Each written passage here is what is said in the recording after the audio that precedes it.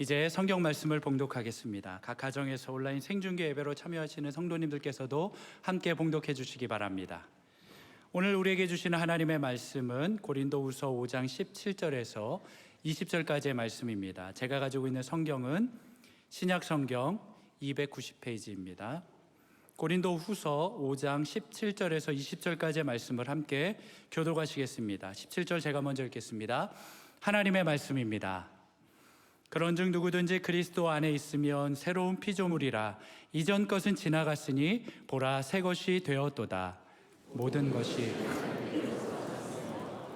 그가 그리스도로 말미암아 우리를 자기와 화목하게 하시고 또 우리에게 화목하게 하는 직분을 주셨으니 곧 하나님께서 그리스도 안에 계시사 세상을 자기와 화목하게 하시며 그들의 죄를 그들에게 돌리지 아니하시고 화목하게 하는 말씀을 우리에게 부탁하셨느니라. 함께 읽겠습니다.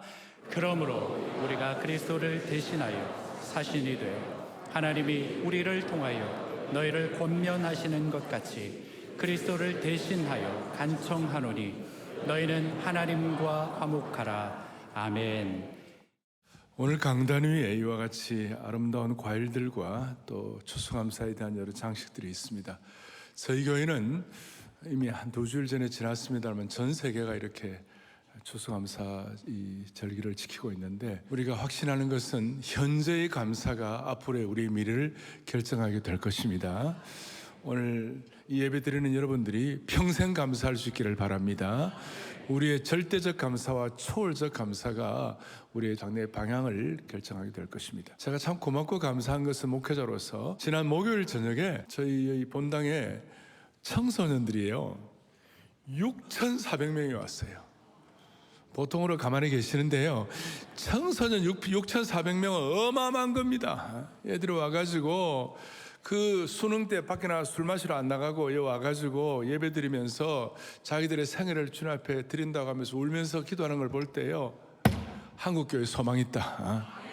그리고 얘네들 때문에라도 한국교회 미래가 소망이 있다, 이렇게 생각하고 우리 여기에 팽팽한 어떤 비관주의 또 비판주의, 냉소주의는 물러가기를 바랍니다.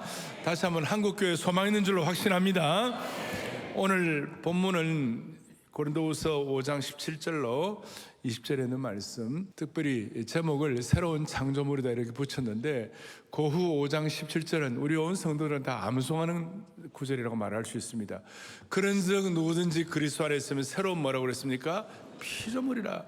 이전 것은 지나갔으니 보라 새 것이 되었도다.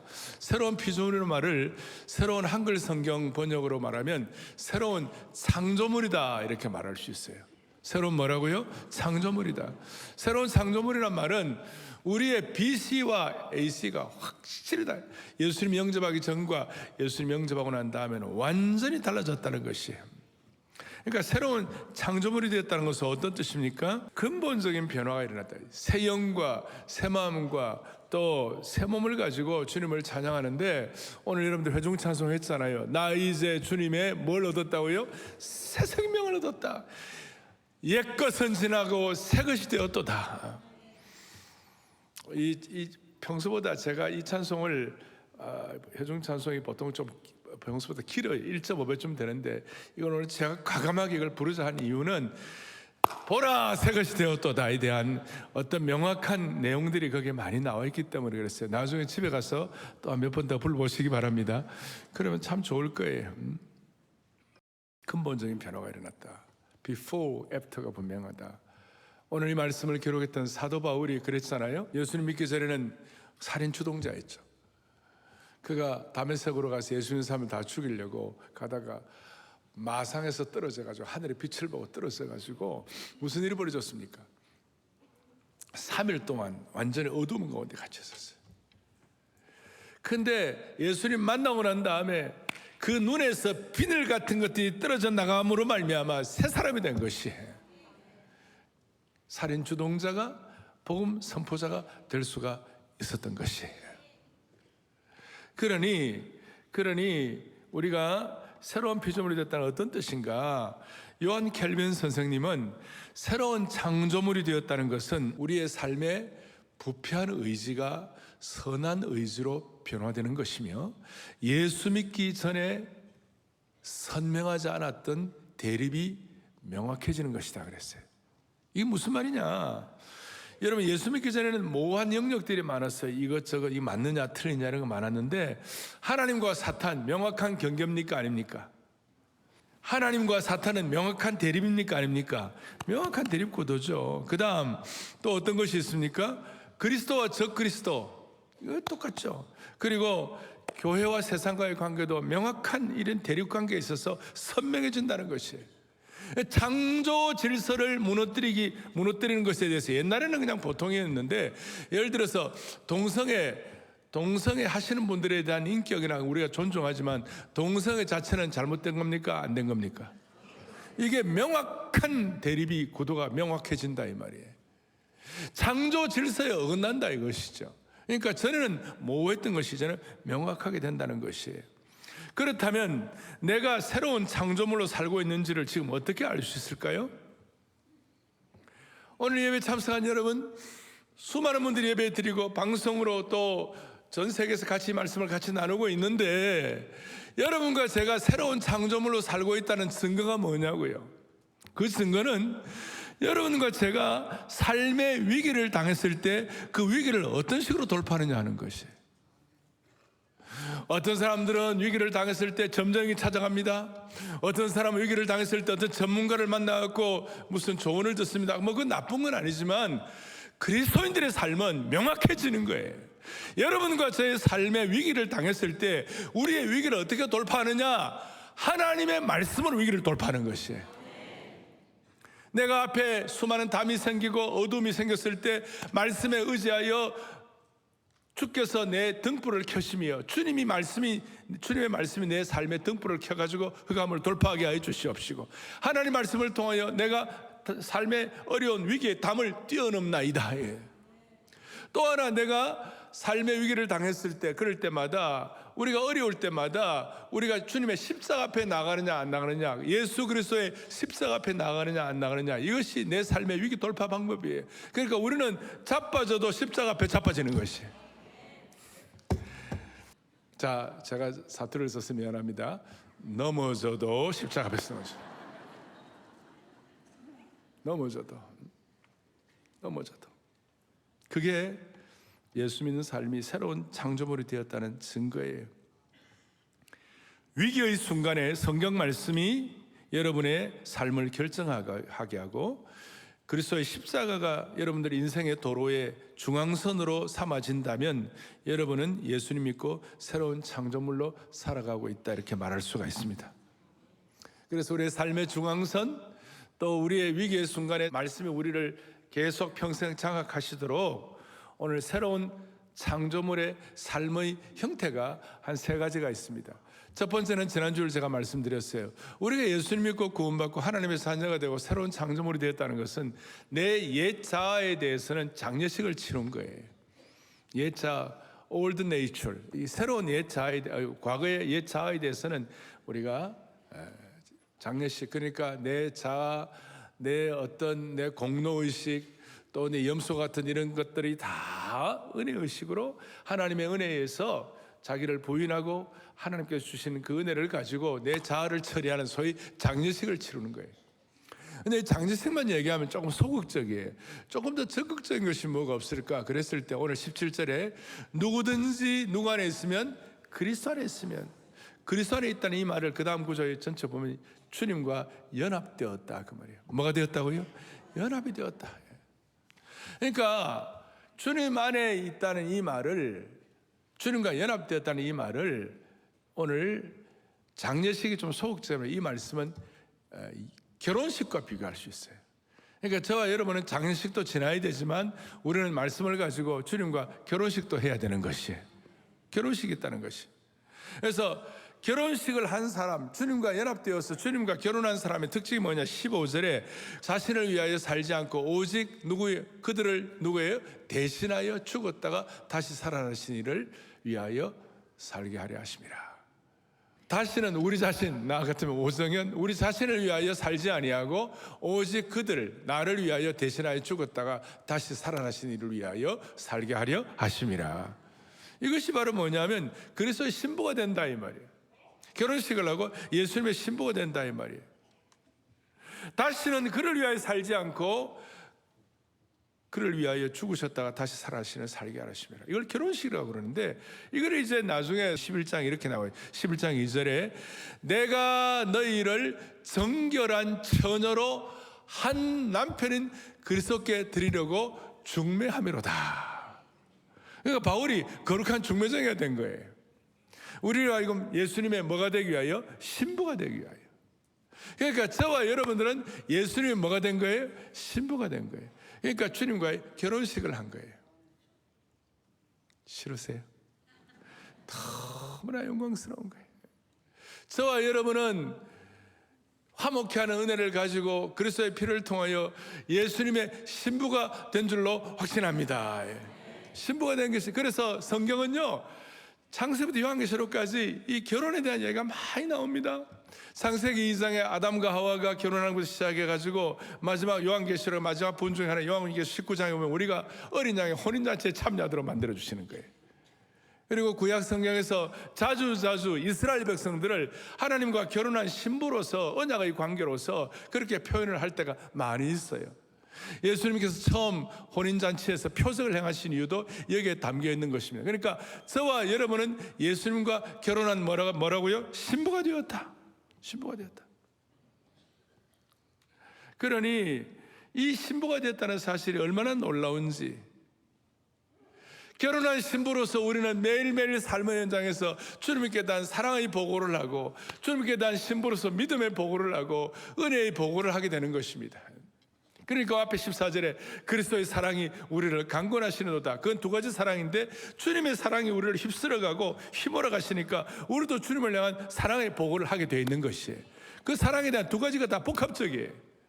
주님의 사랑받은 사람이 주님께 사랑받은 사람의 신부로서의 사랑을 보고하고 사랑을 이렇게 주님 고백하는 것이에요. 그러니 오늘 우리의 삶의 현장은, 특별히 이 예배는 주님을 향한 사랑 보고가 있는 영광스러운 결혼식 장소인 줄 믿으셔야 되는 거예요. 아주 놀랍습니다.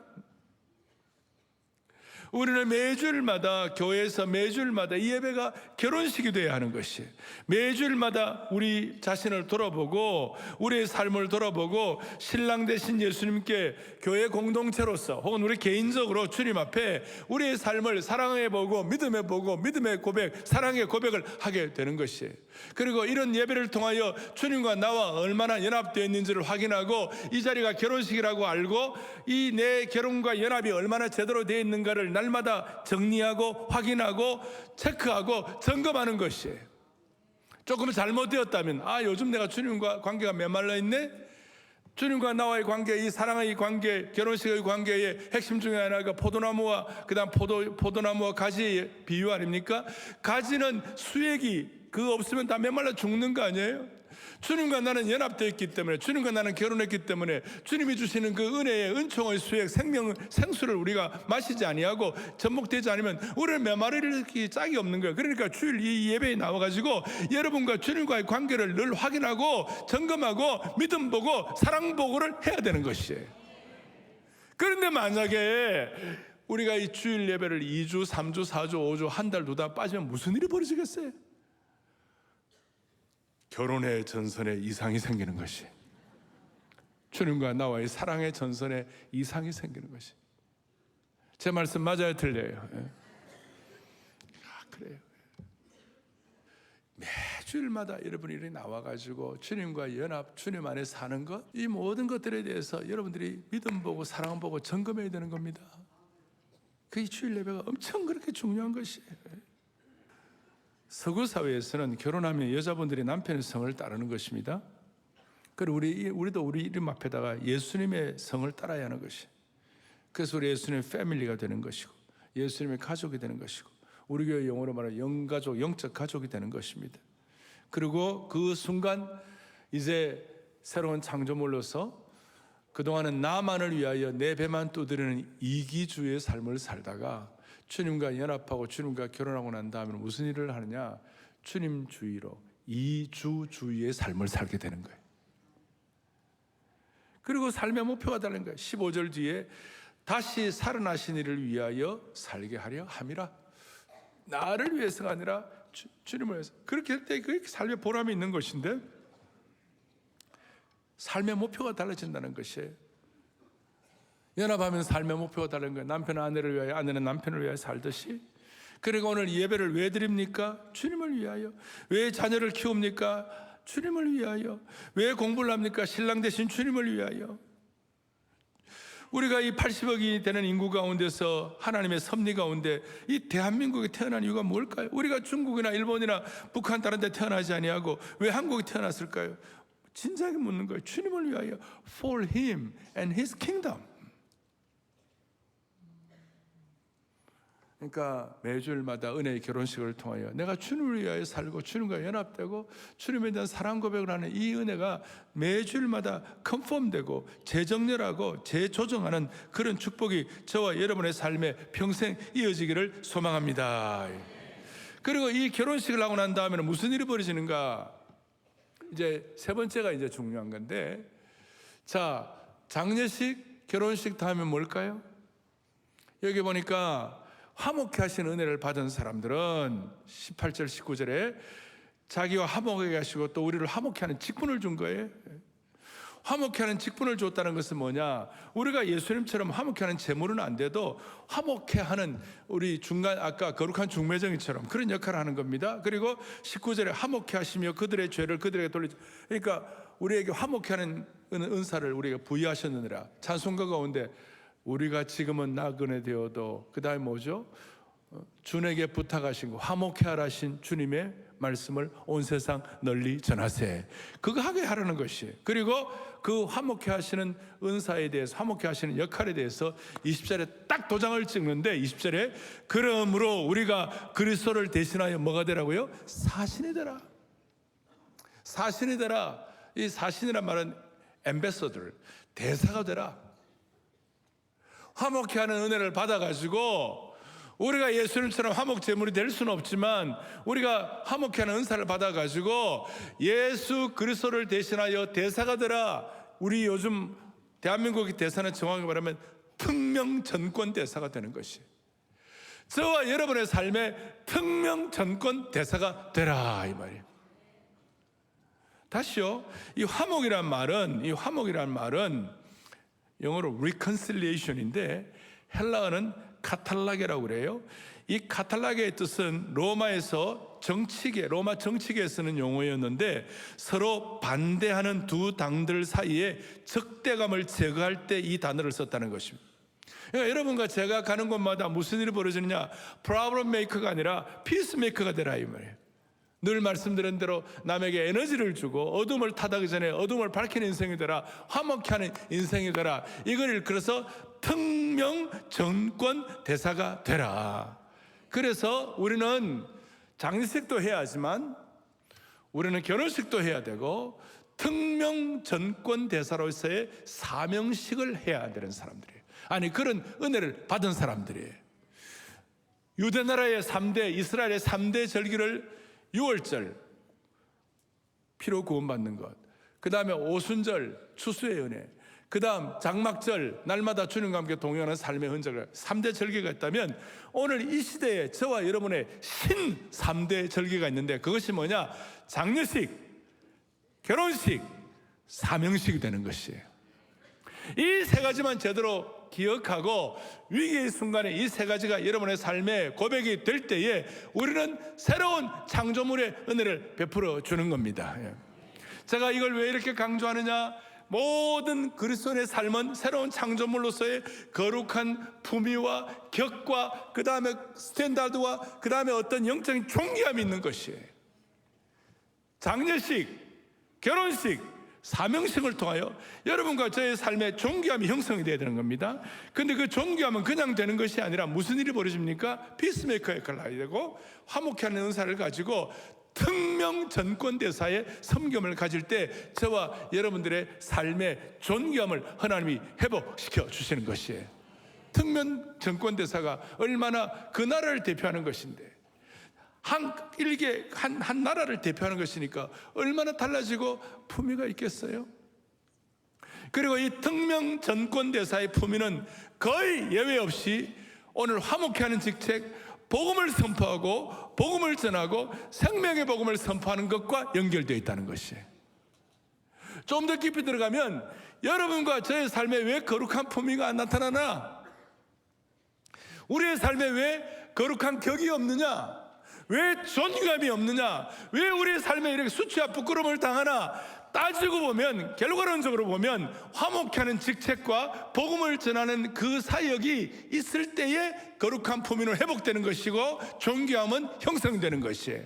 그리고 이 생명의 역사, 부흥의 역사, 복음 선포의 역사가 약해질 때 우리에게는 존귀함과 특명 전권 대사의 기름 부음과 격이 사라지게 되는 것입니다. 그러니 막 교회가 갈등이 있고 막 싸우고 그러면 거기에 존귀함과 품위가 있어요, 없어요? 없죠. 내가 말하는 교회는 눈에 보이는 교회뿐만 아니라 눈에 보이지 않는 무형교회는 우리 모두가 포함되어 있는 거예요. 막 부부 싸움을 해가지고 그 다음에 말이죠, 막 남편으로서의 권위, 아내로서의 어떤 존귀함 막 아무리 찾아도 절대 안 돼요. 부부 싸움을 할 때 갑자기 생각, 주여 나로 하여금 특명 전권 대사로 삼은 줄로 믿습니다. 뭘 위하여? 복음을 위하여.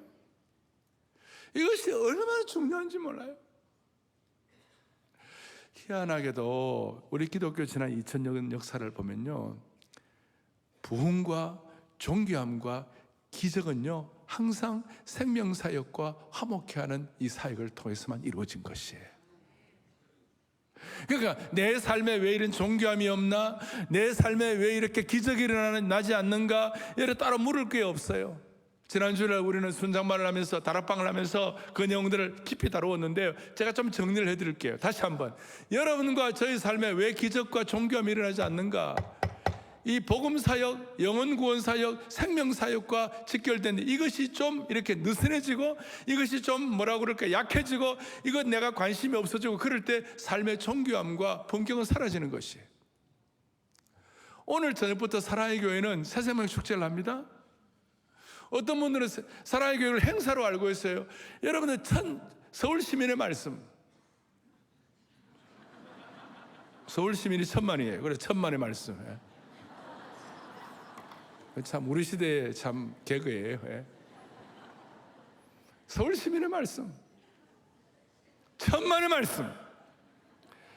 뭐 사랑의 행사가 아니에요. 이거는 여러분과 제가 살고 죽는 거라니까요. 제가 할 수만 있으면 1년 내내 복음을 전하고 싶어요. 사실은 1년 내내 생명의 복음과 부흥의 역사를 전하고 싶어요. 왜? 여러분과 저의 삶의 격을 결정하는데, 존귀함을 결정하고 품위를 결정하고 기적을 결정하고 세상 사람들이 알지 못하는 기가 막힌 일들을 우리가 경험할 수 있는 것인데, 그래서 우리 예수님도 예수님의 공생의 사역 가운데 표적과 기적을 일으키셨을 때 거의 대부분 예수님은 생명과 연결되는 것, 복음사역, 생명사역, 사람을 영적으로 살리는 것과 연결되어 있을 때 주님이 기적을 베풀어 주셨어요. 그리고 뭐 세상적으로 똑똑하고 잘난 사람들 뭐라 하는 주는 관심 안 기울였어요. 예를 들어서 그 당시에 제일 잘 나가는 바리새인과 서기관, 종교 지도자들이 예수님께 표적을 구했어요. 뭐가 기적입니까? 주님 뭐라고 그러는지 아세요? 너희들에게는 요나의 표적 외에는 보여줄 게 없다. 무슨 말이냐면 그 사두개인에 서기는 사람들은요, 요나의 표적의 핵심은 뭐냐면 부활 사건이에요. 요나가 죽다가 사는 거예요. 부활도 너희들은 믿지 않는데, 부활도 믿지 않는데 너희들은 볼 거 줄 거 없다. 그러나 예수님은 생명사역, 사람을 살리고 나병 환자가 낫고 죽어가는 자가 낫고, 거의 주님의 기적은 생명과 복음사역, 복음 선포사역, 부흥과 여기에만 연결되어 있는 거예요. 그러니까 초대교회부터 지금까지 복음 선포와 복음의 능력과 생명사역, 부흥사역에만 기적이 일어난 줄로 믿습니다. 그러면서 여러분 기억나시죠? 사도행전 28장에 사도 바울이 유라굴로 광풍을 만나가지고 얼마나 힘든지, 바울도 유라굴로 광풍 때문에 두려웠어요. 두려워하지 말라고 나중에 주님이 친히 곁에 서서 말씀하셨는데, 그만큼 바울에게 두려움이 있었지만 하나님께서 그 유라굴로 광풍을 통하여 무슨 일이 벌어졌습니까? 멜리데라는 섬에다가 276명의 죄수들 호송선이 거기에 다 이제 좌초가 됐죠. 거기다가 피신을 했는데 남들이 볼 때는 풍랑과 태풍을 만나가지고 이거 인생 참 복잡하고 힘들고 어렵다 이렇게 말할 수가 있을지 모르지만 그게 하나님의 놀라운 뜻이 있는 것이에요. 멜리데 섬에서 바울을 통하여 하나님이 기적을 베풀어 주시기 위하여, 바울을 통하여 하나님의 기적 사역을 체험할 수 있도록. 너무 추워가지고 이렇게 불을 쬐고 있는데 바울이 또 섬기는 마음을 가지고 다른 데 가서 나무를 해가지고 들어와갖고 불을 쬐려고 하는데 갑자기 나무 속에서 독사가 나와가지고 바울을 물고 있는 거예요. 그러니까 섬에 있는 사람들을 볼 때는 다 죄수들이니까 이 죄수들이 결국은 아무리 이렇게 뭐 풍랑 가운데 살았다 하더라도 독사가 물어보니까 이거는 저 친구는 죽을 사람이야, 저 죄인이구나 이렇게 말했는데 독사가 물린데도 멀쩡한 거예요. 갑자기 멜리데 섬의 사람들이 신이 나타났도다. 그리고 바울이 뭐 그런 가운데서 버블리오라는 그 섬의 추장의 부친이 죽게 되었는데 그 부친을 살려주고 섬에 있는 수많은 병자들을 살려주었어요. 그리고 거기서 바울은 다시 재충전하고 276명 한 명도 뭐 그 죽지 아니하고 다 이렇게 해가지고 이제 로마로 가게 되는데 여기에 영광스러운 진리가 있는 거예요. 많은 사람들이 사건을 해석할 때 환경을 통한 해석이 있고 복음 선포를 통한 해석이 있어요. 여러분들의 렌즈가 환경을 통한 렌즈가 될 것인가, 복음 선포를 통한 렌즈가 될 것인가? 제가 지금 드리는 말씀은 환경을 통해서 해석하는 것이 아니라 복음 선포를 통하여 복음을 통한 렌즈를 가지고 설명하는 것이에요. 멜리데 섬의 그 기적은 바울의 복음 사역과 연결이 되어 있던 것이에요. 우리의 인생도 우리 인생에 풍랑 만납니다. 유라굴로 만납니다. 어디에 막 좌초될 만큼 어려운 거 있습니다. 그런데 그것이 복음 선포와 연결되다. 그 가운데서도 여러분들과 제가 생명의 복음을 선포하는 이 일에 한결 같으면 하나님은 기적을 베풀어 주시는 것이에요. 바울이 루스드라 성이라는데 사도행 14장에 가가지고 복음을 전파하는데 세상에 악한 유대인들이 와가지고 특공대가 와가지고 바울을 때려 죽였어요. 사람들이 죽은 줄 알고 덜덜덜덜 거죽에 말아가지고 루스드라 성 밖에다 내어쳤어요. 막 사람들이 슬피 울면서 복음을 이렇게 선포하고 이렇게 애쓰는데도 이 죽음이 참혹한 죽음이 오고 이런 안타까운 결과가 오고 얻어맞고 돌로 쳐짐을 받고 이건 뭐 너무 비참하다 이러는데 바울이 일어났다 그랬어요. 다 죽은 줄 알았는데 성경의 그 헬라어 단어를 보면요, 일어났다는 말이 앉았다가 누웠다가 일어났다 그 말이 아니라 죽은 자가 다시 살아났다는 용어를 쓰고 있는 것이에요. 바울이 남들이 볼 때 죽은 거예요. 그런데 복음 선포와 관계되니까 기적처럼 일어나게 된 것이에요. 할렐루야. 그 이후에 바울의 앞치마만 던져도 사람이 살아나는 거예요. 수많은 일들이 벌어지는 거예요. 사랑하는 형제자매 여러분, 오늘 저와 여러분의 삶의 품격, 존귀함, 기적을 체험하기를 원한다면 여러분 생명사역과 연계되어 있어야만 하는 것입니다. 그런 차원에서 자유주의 신학자들에게는요 기적이 안 일어나요. 그러니까 그건 악순환이에요. 기적을 체험하지 못하니까 자유주의 신학 계속 강화하고 자유주의 신학 계속 강하다 보니까 기적이 일어나지 않고, 여러분 자유는 너무 좋은 거지만 자유주의 신학은 정말 안 좋은 거예요. 리버럴 띠알라지. 리버럴 띠알라지의 특징이 뭔지 아십니까? 자유주의 신학은 19세기에 발전한 신학 사상으로 속죄는 물론 성경의 권위, 부활, 기적, 원죄를 부인하는 것입니다. 이 신학 사조는 지금도 기독교 안에서 맹렬하게 영향을 끼쳐가고 있습니다.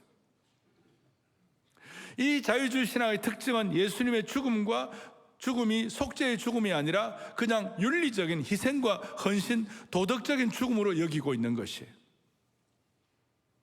그래서 이 자유주의 신학자들은 성경의 진리보다는 세상적 가치관, 가장 대표적인 것이 뭐냐? PC가 뭐냐? PC방이 아니고 Political Correctness, 정치적인 올바름. 그 정치적인 올바름 근사해요. 거기에 자신의 사고와 행동을 형성하는 사람들이에요. 이 사람들은 성경의 기적이 불편해요. 부활을 믿지 않기 때문에. 유럽의 교회들이 이런 것 때문에 다 망한 거예요. 자유주의 신학자와 이에 속하는 정치적 올바름에 있는 사람들에게, 또 그걸 추종하는 목회자들에게 기적이 일어나지 않는 이유는 기적의 뿌리인 복음과 예수님의 부활을 실제로 믿지 않기 때문에 그런 것이에요. 자유주의자들은 예수님의 부활을 그냥 자유주의 신학자들은 상징으로 받아들이는 것이. 그리고 다시요, 예수님의 십자가가 속죄의 도구 정도가 아니라 그냥 도덕적 모범을 보여주는 영웅적인 행위 정도로 생각하는 것이. 성경은 부활이 없으면 우리도 없는 것이. 속죄와 복음의 순전한 능력이 없으면 너희 수고가 주 안에서 다 헛되게 되는 것이. 고린도전서 15장은 부활의 능력이 관한 거 아닙니까? 마지막에 뭐라고 했습니까? 우리의 수고가 주 안에서 헛되지 않으려면 부활의 능력과 복음적 신앙 아래서 특별히 복음 선포의 능력 가운데서 있을 때 기적과 치유를 경험할 수가 있다는 것입니다. 할렐루야. 그래서 사랑의 교회, 오늘 저녁부터 있을 새생명 축제는 여러분과 저의 삶에 기적이 일어나느냐 안 일어나느냐, 소위 라이프 스타일이에요. 이것이. 따라하겠습니다. 새생명 축제는 행사가 아니라 기적을 체험하는 통로이다. 아멘. 여러분과 저의 삶의 품격, 존귀함, 기적을 체험하기를 원하십니까?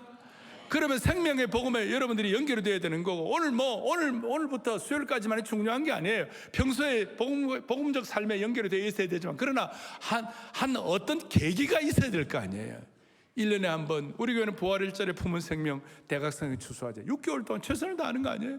그러다 보면 우리의 삶 자체가 라이프 스타일 이벤젤리즘, 우리의 삶 자체가 복음을 선포하는 삶의 형태로 구성이 될 때 수많은 기적과 은혜와 존귀함을 체험할 수가 있는 것이에요. 저희 교회가 이 새생명 축제를 40여 년 이상을 해왔습니다.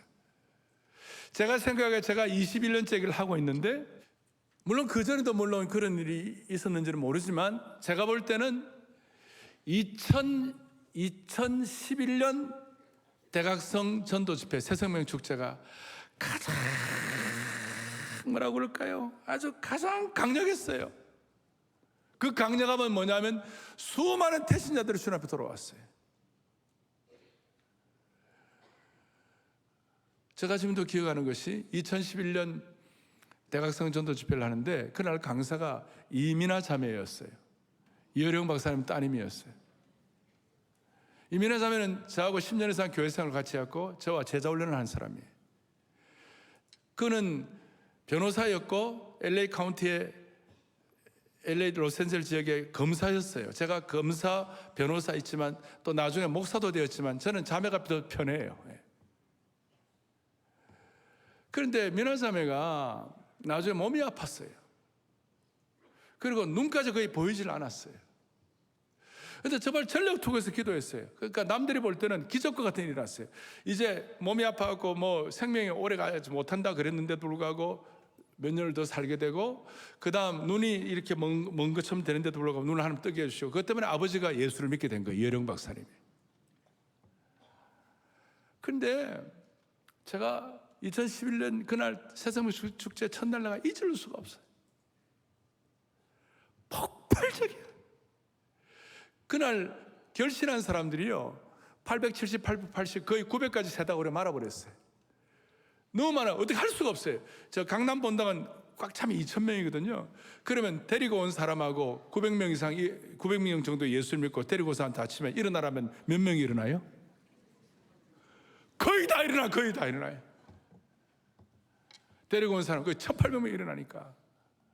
제가 그걸 보면서 그리고 물었어요. 미나 자매 전주일 뭐였어요? 그러니까 우리에게 복음 전하는 그 주일, 바로 전주일은 부산대학교에서 대학생 전도 집회를 했어요. 근데 부산대학교에서 대학 전도 집회를 하는데, 전도하는데, 그날 전도 집회를 하는데 미나 자매 콜링을 보고, 그러니까 예수 믿는 사람 나오라는 거 듣고 대학생들 500명이 일어났다고. 500명이. 이거 쉬운 일 아니에요. 그러니까 거의 1,400~1,500명이 2주간 만에 된 거예요. 그리고 불꽃같이 살다가 몇 달 뒤에 주님 불러갔어요. 제가 거의 장례식에 가가지고 장례식 설교를 하면서 내가 이 말씀을 드렸어요. 하나님께서 저와 여러분의 삶에 기적을 베풀어 주시기를 하는데, 기적 중에 가장 큰 기적은 수많은 영혼들이 주님 앞에 돌아온 것인 줄로 믿습니다. 개인적인 기적도 체험한 거죠. 사명을 마치니까 사명을 마치니까 주님이 그 자매를 데리고 간 거예요. 오늘 사랑하는 형제자매 여러분, 우리의 삶에 왜 기적이 일어나지 않나? 우리의 삶에 놀라운 수준의 주님과의 그 사랑의 깊은 은혜의 관계가 왜 회복이 되지 않나? 우리의 삶에 왜 전교함이 사라졌나?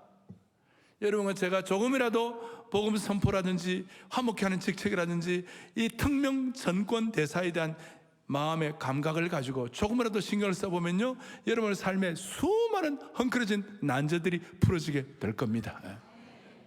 마지막으로 특명 정권 대사의 역할은 뭡니까?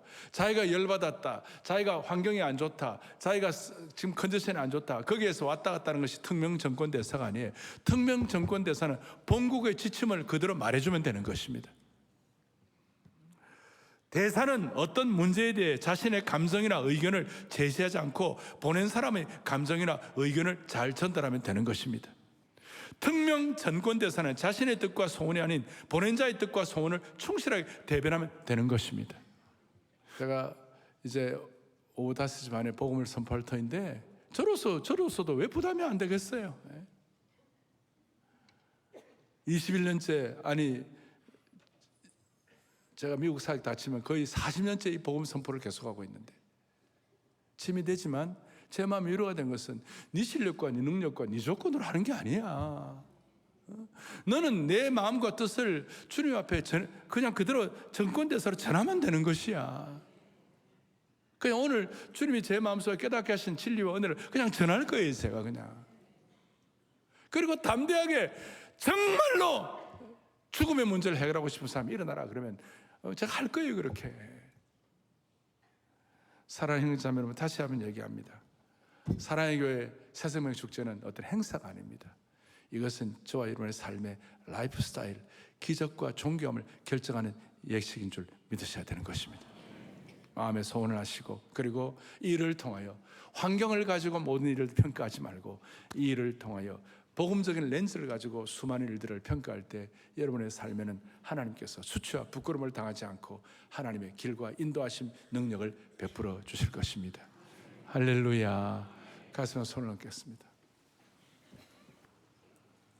우리 모두가 다 사명식을 통하여 우리 모두의 삶에 기적이 일어나는 은혜가 있도록 살아계신 하나님 아버지 역사하여 주시옵소서.